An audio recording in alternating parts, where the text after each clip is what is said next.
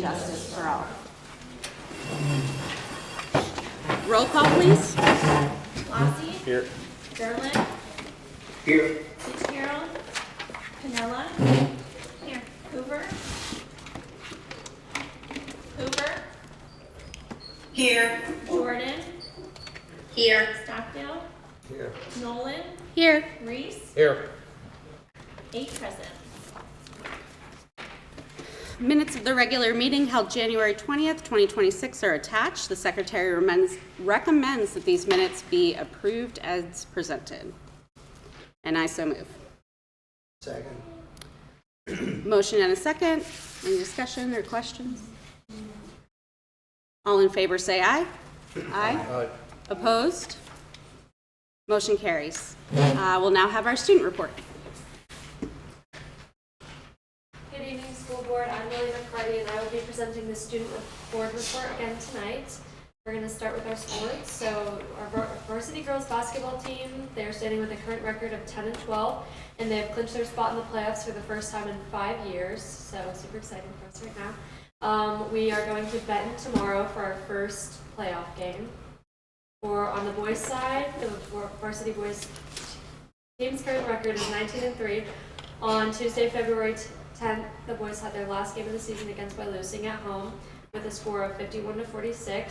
And today, February 17th, the boys had their first playoff game against Galen at 7. Varsity boys wrestling team finished their season with a 10-9 record. This past weekend, the Griffin wrestlers competed at sectionals. Andrew Capek got first place, as well as the most outstanding wrestling award. Wyatt Bagley received second place, as well as Carter Reese. Tucker Evans received fourth, and Lucas Zelowitz received fourth as well. And good luck to our wrestlers as they compete next at districts. On the girls' varsity wrestling side, they had several wrestlers competing at sectionals this weekend. And Juliana Price finished fifth and will advance to regionals on Saturday.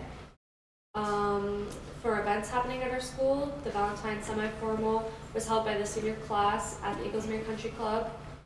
Students grades 10 through 12 attended and enjoyed food, dancing, and the court crowning. Isabella Capriati and Kane Smith Kors were crowned Princess and Prince, and Sydney White and Ryan Murray were crowned King and Queen. Last Friday the 13th, Yearbook held another Gentleman Hat Day before the 3-day weekend that students and staff could both participate in. Participants wore pajamas or a hat for $1 each and supported the yearbook. Michaela's Voice, we've been working on that as a student body. We've been working on our art project.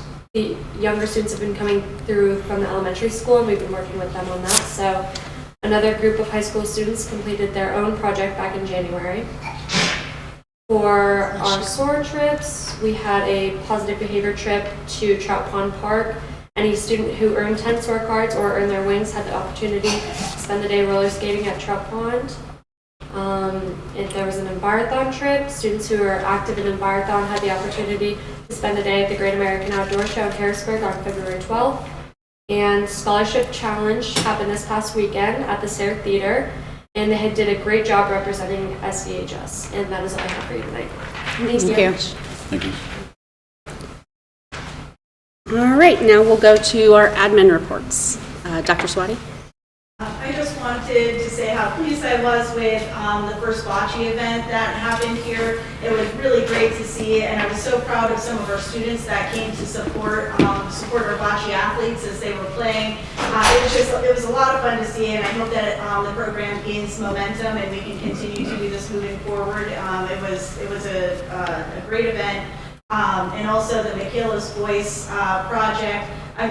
Again, so proud of some of our students for coming together and helping and taking time out of their own days to get the elementary project up and running. It's a lot more involved than I initially thought it was going to be, but some of our talented students in the high school have been jumping right in to help me make sure that the elementary kids are having a good experience with that. And pretty much all. Seberlin? Just a few things. I'd like to congratulate our wrestlers, Andrew Capek, Wyatt Bagley, Carter Reese, Tucker Evans, Lucas Zelowitz. They will be advancing to the district tournament next week at Williamsport, and to Juliana Price, who will be advancing to regionals, which is 2 Saturdays on the 28th. So good luck to them. I would also like to wish good luck to the boys and girls basketball teams as they enter into the postseason. Thank you. Mr. Bella? We just finished up the second grade Hearts Across America project that the students were doing. The second grade was able to kind of culminate that project with some visitors from the Bahamas, Colombia, and the Dominican Republic. So if you get into the second grade wing, stop by and see the plethora of cards that are on the wall. Awesome. Mr. Tuba? Nothing bad. Similar to what Mrs. Everland said, congrats to those wrestlers for moving on to the next round. And for basketball, the Mid-Penn All-Stars were announced.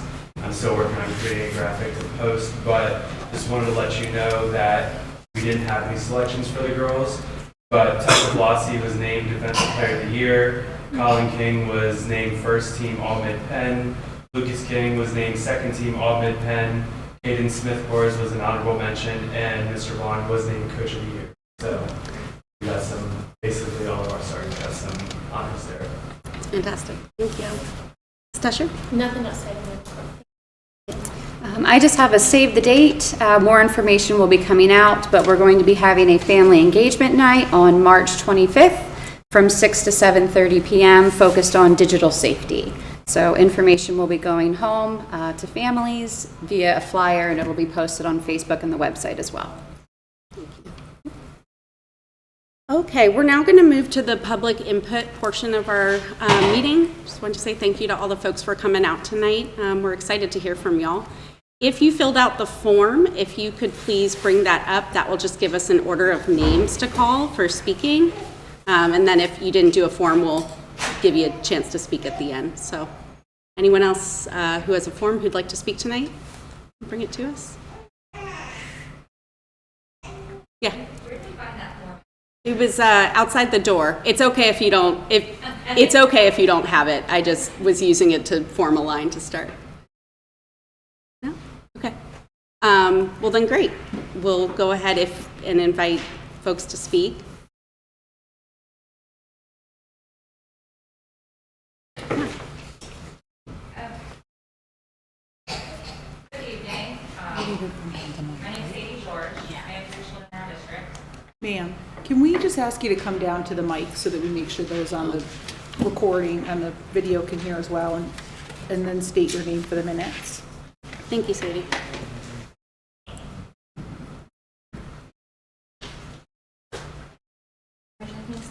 Right, you're good right there. Yeah, you're close enough. Okay. My name is Sadie George, and I have 3 children in our district, 2 in high school, 1 in elementary.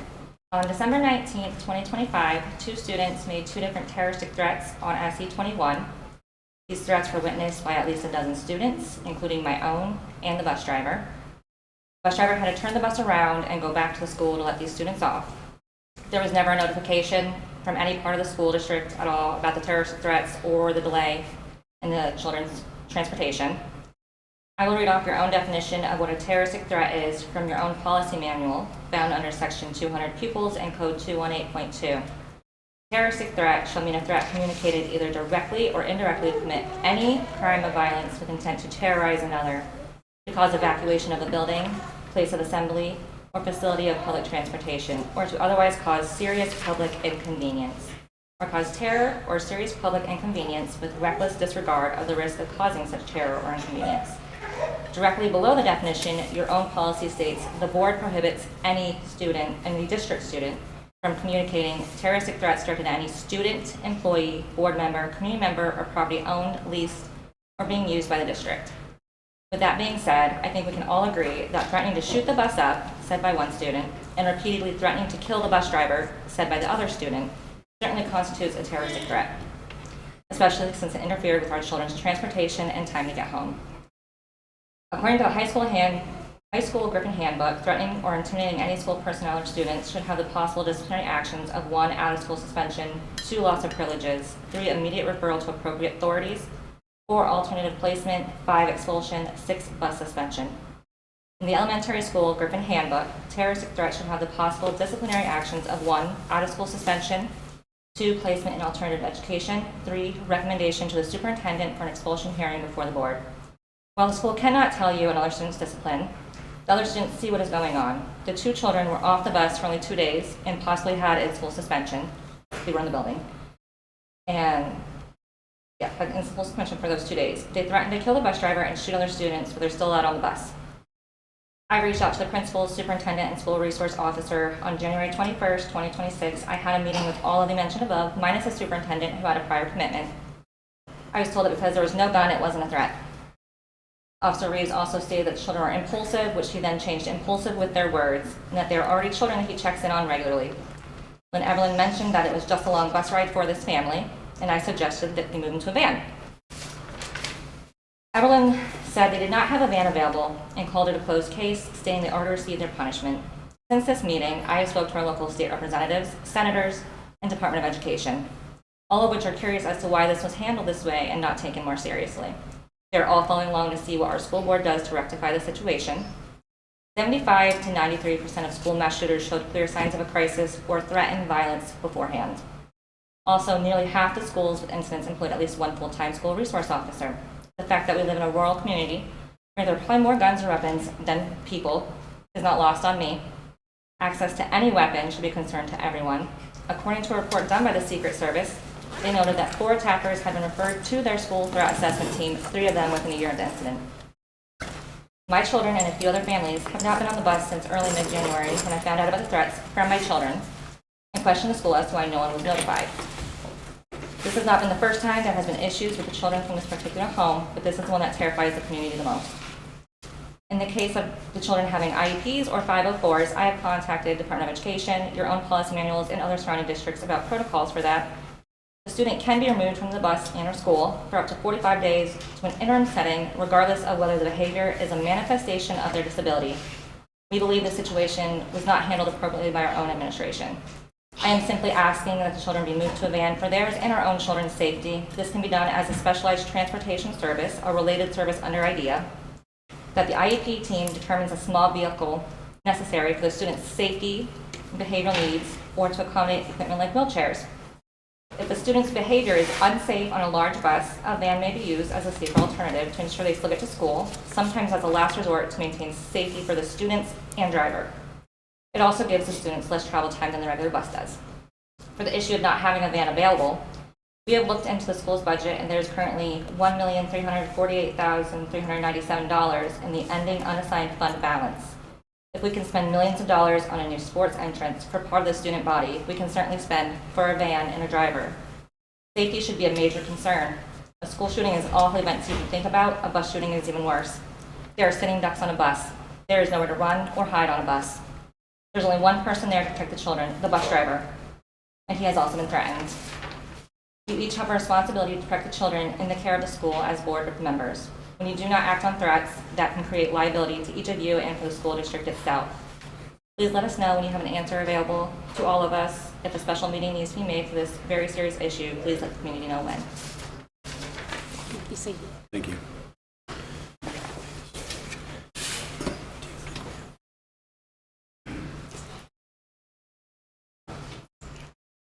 Were there other folks who wanted to speak on this topic?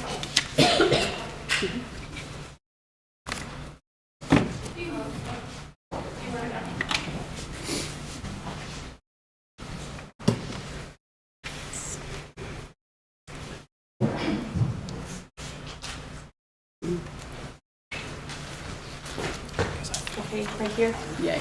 Okay. Good evening. I'm Chelsea Johnson. I also have 2 kids on bus 21. I have a 4-year-old who hopefully will be coming up in the next year or 2.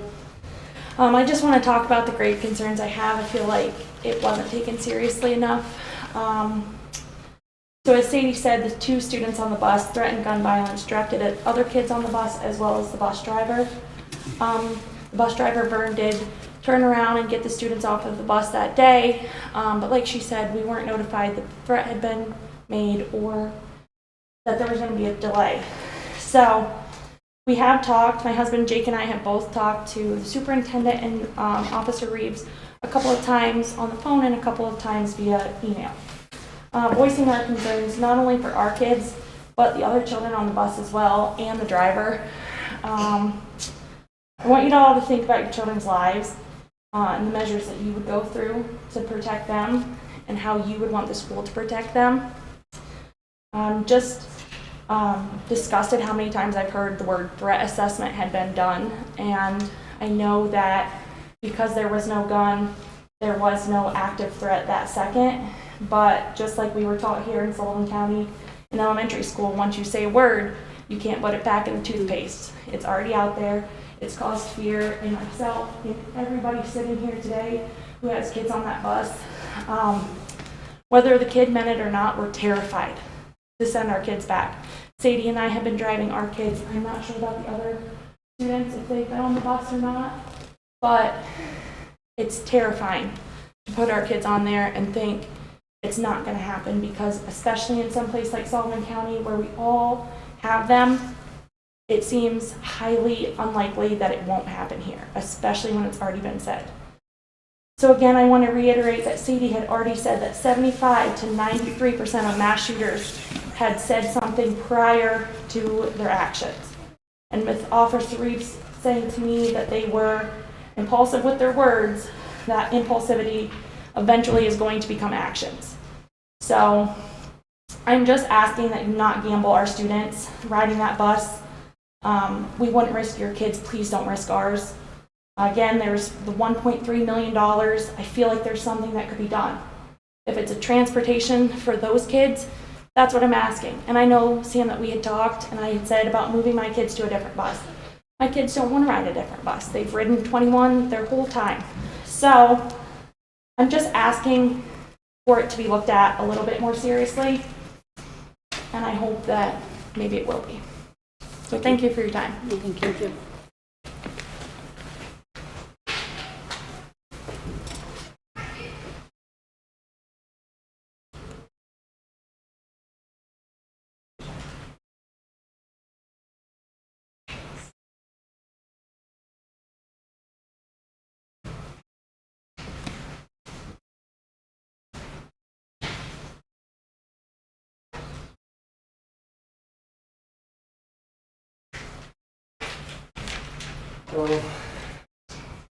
Dear members of the school board and administration, my name is Dave Rollins. My daughter attends Sullivan County High School. She previously rode bus SC21. Like Sadie and Chelsea were saying, in December, 2 students on the bus reportedly made terroristic threats that were later investigated. I understand the school resource officer concluded the students were being impulsive with their words, and that because no weapon was present, the situation did not constitute a credible threat. I respectfully disagree with that assessment and remain deeply concerned about student safety. Threatening language involves violence should always be taken seriously, regardless of whether a weapon was immediately present. Words can be warning signs, and early intervention is critical to preventing potential harm. Dismissing such incidents as impulsive behavior risks overlooking opportunities to address underlying issues and ensure the safety of all students. I'm asking the board and administration to reconsider this matter and review the incident again with student safety at the highest priority. Preventing harm is far easier and far more responsible than responding after something occurs. I'm not speaking only for my daughter, but for every child who rides a bus, attends classes each and every day here. They deserve transportation and a learning environment that are safe, respectful, and protected. I urge you to reopen this investigation and ensure it is handled thoroughly and transparently. Thank you for your time and attention to this important matter. Thank you. Thank you.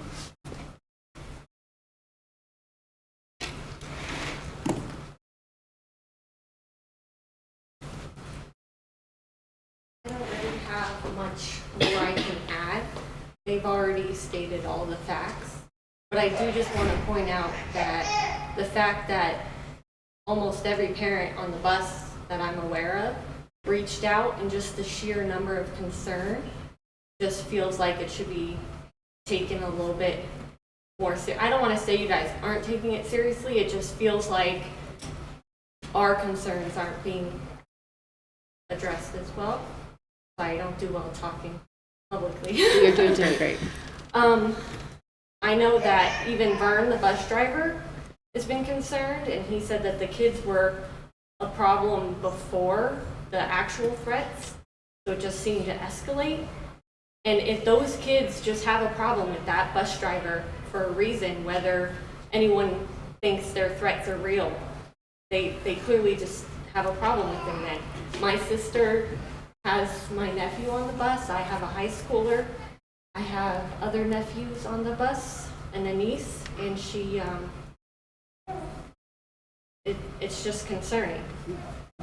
And like we said, we don't know what kind of investigation was done. She was told that they received the appropriate disciplinary action, which we don't feel like it was. It's more about all of our comfort as well. And nowadays you hear about everything going on at other schools.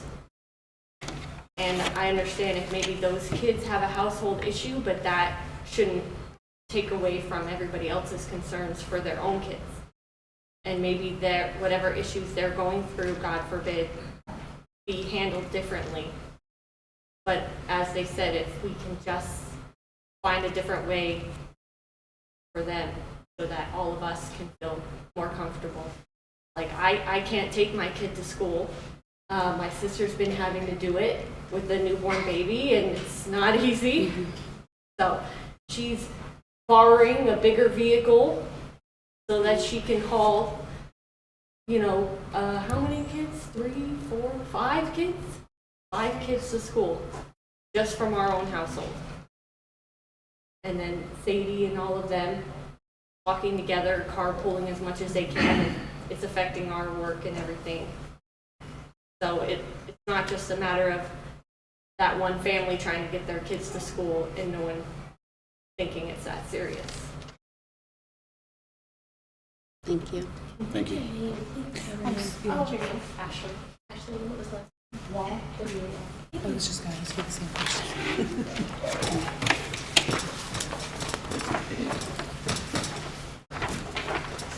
My name's Alicia Ryder. I personally do not have kids in this school district. I don't have kids at all. I have 3 nieces and nephews, or 2 nieces and a nephew that ride bus 21. I have friends with kids who ride this bus. And as the last lady was saying about other schools with terroristic threats, this was a recent one at Hughesville High School.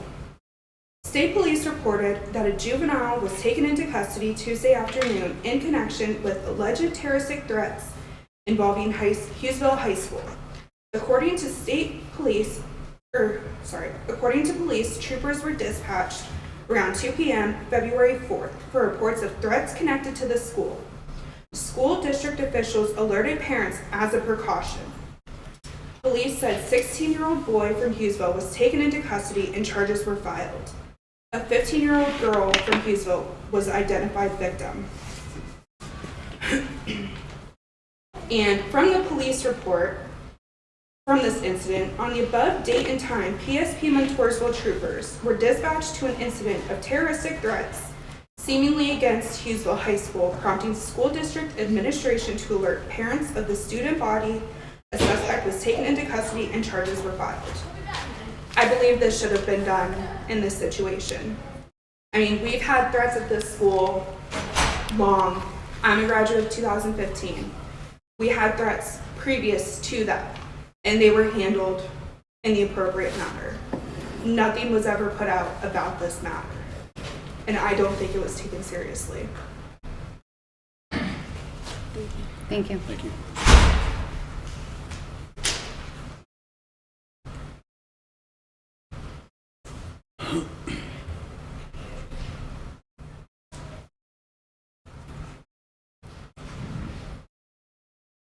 Did you?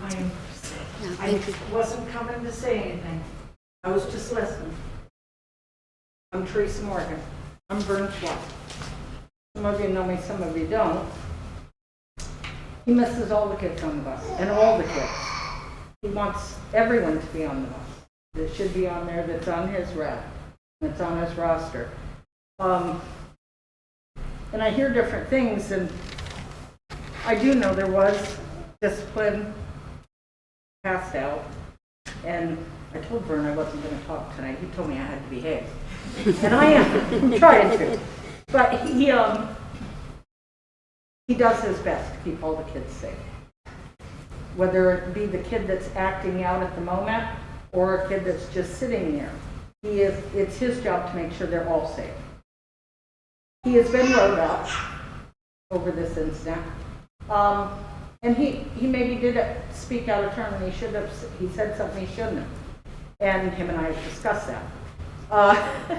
But what I want you all to remember is that when the parents call because the kids go home and tell them that something happened on the bus, and they call at night concerned, that's who they're calling. It's him, because they don't call you guys at night. And he was the bus driver, and that's where it happened. The other thing is that when those people call, most of them, and I have drove bus, and the van I drove, as Randy can tell you, was not always an easy trip. So I can relate, because I drove the route to Towanda. But most of them are family, friends, neighbors. I mean, it's hard to say, I can't talk to you. Now, he did respond that way after being told not to talk to him. He did. When he was messaged, texted, he sent a text back and said, you'll have to talk to the school. You know, it's a tough situation. It does seem to be a certain few. And I'm not sure why that is, but it is a certain few, and it's not something new. From the time they started on the bus, there's been continual write-ups for a year and a half going in. And I think he got to the point where he quit writing up because he just, nothing was changing. So he does when he feels it's important, and if it's smaller, he just lets it go. But I have to tell you, from being out there doing it, I know Chelsea's drove bus too. When you're out there and you're on the road and you're the one in the driver's seat, you're looking at safety, you're looking at the road, but when you've got chaos going on behind you, it's a little tough. And you're out there all alone. I can remember sitting in Towanda and having, physically, an altercation, a child, coming at me and hitting. And I'm 45 minutes from our school for somebody to get there. And it is tough out there, but I agree with the parents. I have raised two kids. They both went to this school and graduated from here. And I've been sitting right there with them, and I might have been even a little louder, because that's just who I am. If it was my kids, I'm there too. But I just wanted to say, Vern really does miss all the kids. He cares for all the kids on the bus. He likes the route. He likes what he does. But I will tell you, he is getting to the point where I don't know if he'll renew his license again. And that's kind of a shame, because there are no bus drivers. I mean, there are people that want to do it. It's not always pleasant. The hours might be good if you're retired, but it's tough to find people to do it. So I think you guys need to consider keeping the ones that you got as long as you can, because you run an ad. Did you get any responses for bus drivers on your ad that you run for interest in bus drivers? I don't know. Probably not, then. So that's what I'm saying. Maybe we should support them, what we can. Thank you. Thank you. Thank you.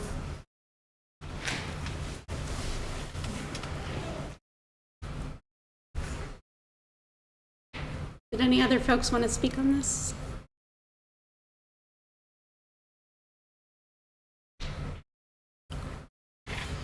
Well, first and foremost, I just want to say thank you again for coming out tonight. If you've seen any of our meetings, normally we have no one. And it's really important to us that we hear from the families of our district, to know your perspectives and to understand, your feedback on the things that happen. It is not easy to come out to these board meetings. It's a weeknight. There's a lot going on. And so really, truly grateful. I'll say on behalf of the board that y'all are here. I I also want to say we appreciate that you've kind of taken the proper steps in handling this. Some folks jump straight to calling a board member. You guys have been having many conversations with the administration and are now here, and that's how this is supposed to work, that if you are not satisfied by the response, that you come to us here. So we're grateful for that as well. I think just to comment on the situation very high level, very broadly, we have reviewed everything that the administration has done. We have seen how we followed our policies and procedures.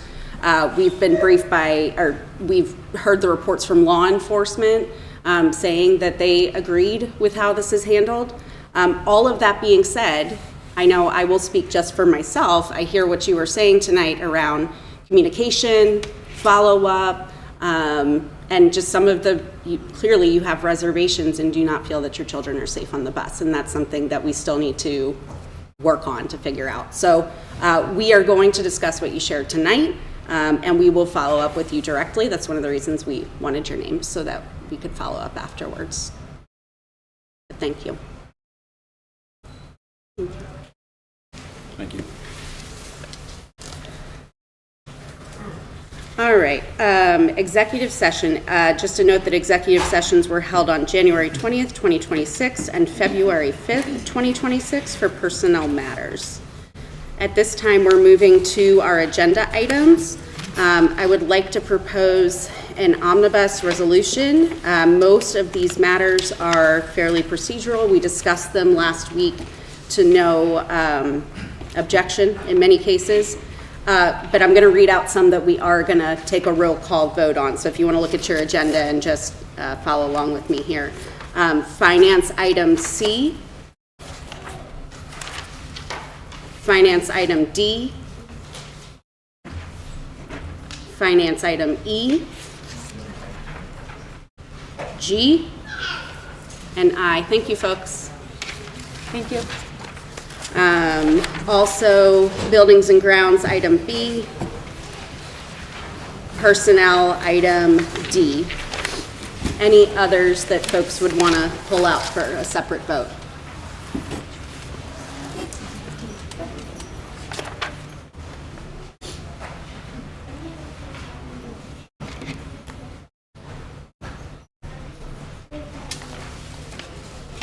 No. All right, then I so move we will take all of those items to one vote with the exception of the ones I named. And I so move. Second. Motion and a second. Any discussion or questions? All in favor of these items say aye. Aye. Aye. Opposed?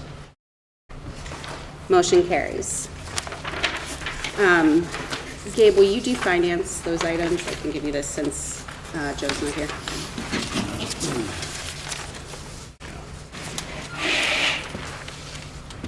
Are we just doing the roll call and the highlighted? Mm-hmm. Finance Committee recommends approval of the following payments for cyber charter tuition. Reach Cyber Charter, $3,090.86. 21st Century Cyber Charter, $4,636.29. Agora Cyber Charter, $1,545.42, and the Pennsylvania Cyber Charter School, $28,593.78. Current enrollment through January 2026 is 75 students.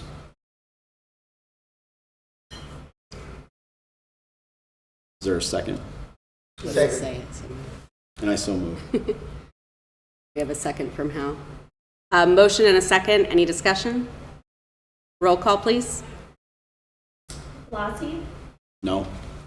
Derlin, No. Nella. Yes.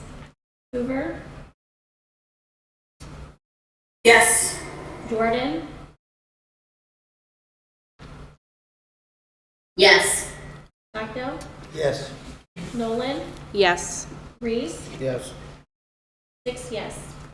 Motion passed. Finance Committee makes a recommendation to accept the following donations.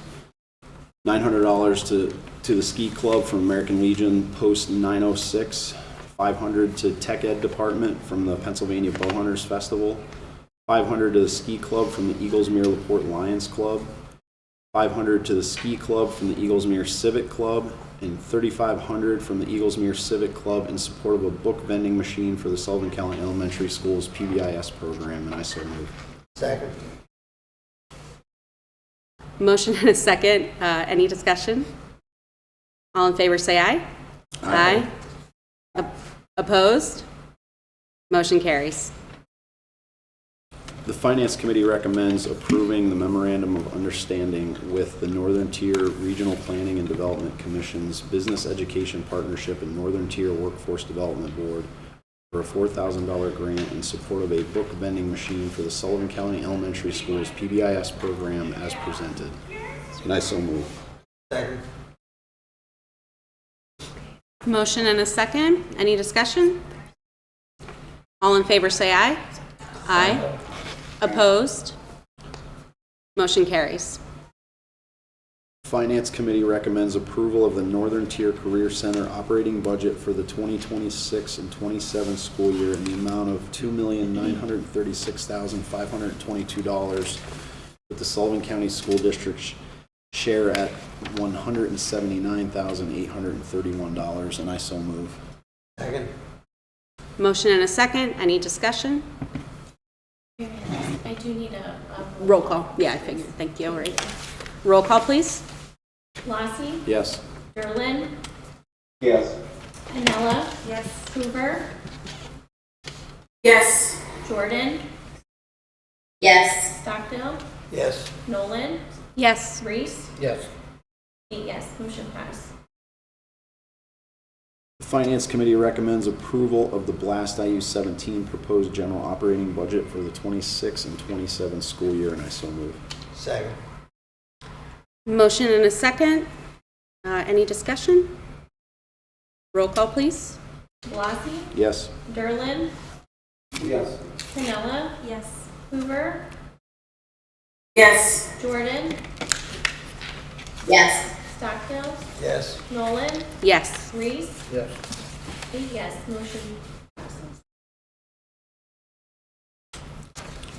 That's all there. Yeah, thank you. Okay, we're going to go ahead and move to Buildings and Grounds, item B. Jess, will you do that? Joe's not here. The Buildings and Grounds Committee recommends approval for Resolution 2026-4, resolution to apply for the Public School Facility Improvement Grant in the amount of $675,000, the Sullivan County School District Campus Roof Restoration Project, and I so move. Second. Motion and a second. Any discussion? Roll call, please. Lassie, Yes. Derlin, Yes. Pinella. Yes. Hoover, Yes. Jordan,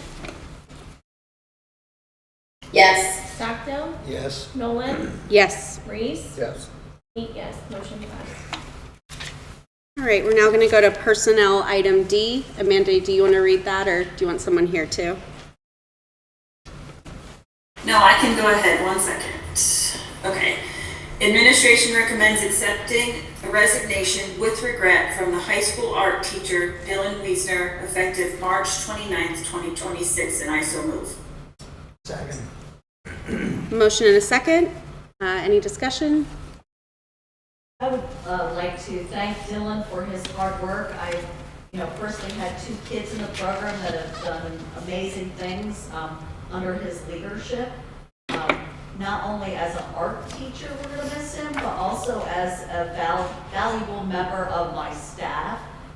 He has stepped up to be on the PBAS team and then worked on the Tier 2 team, and has always been willing to do whatever you ask him and, offer advice and his opinion, working towards our common goals.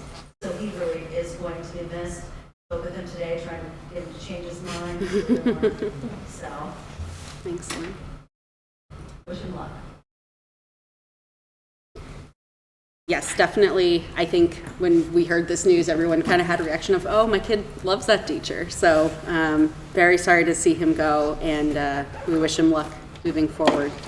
So I think we're ready for a vote. All in favor, say aye. Aye. Opposed? Motion carries. All right, that is all our items. We're going to go ahead and move to board reports. Ms. Hoover? I don't have anything tonight. Thank you. Ms. Jordan? I don't have anything either, thank you. Thank you. Mr. Derland? No, nothing more to add this evening. Thank you. Mr. Reese? Just good luck to our basketball and wrestlers. Mr. Blasey? Nothing. Yes, I want to say good luck to all our athletes heading into playoffs, districts, etc. It's a really exciting time of year. Also just want to say thank you to the admin team for all the information they put together for us. We've been having a series of State of the District conversations. I know reading the board reports this month, I felt like I had a much better understanding of how everything connects to what we're trying to accomplish. I know that took a lot of work, extra hours. Also want to thank the board for the extra hours that went into those discussions. Excited for that. So that's it. And I'll be attending the IU monthly meeting tomorrow night. Mr. Stockdale? No report. Ms. Pinella? Okay. No further public input, I don't think.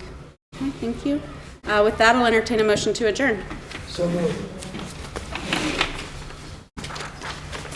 Second. Anybody get a second? Second. Thank you. All in favor say aye. Aye. Opposed? Motion carries. We're adjourned.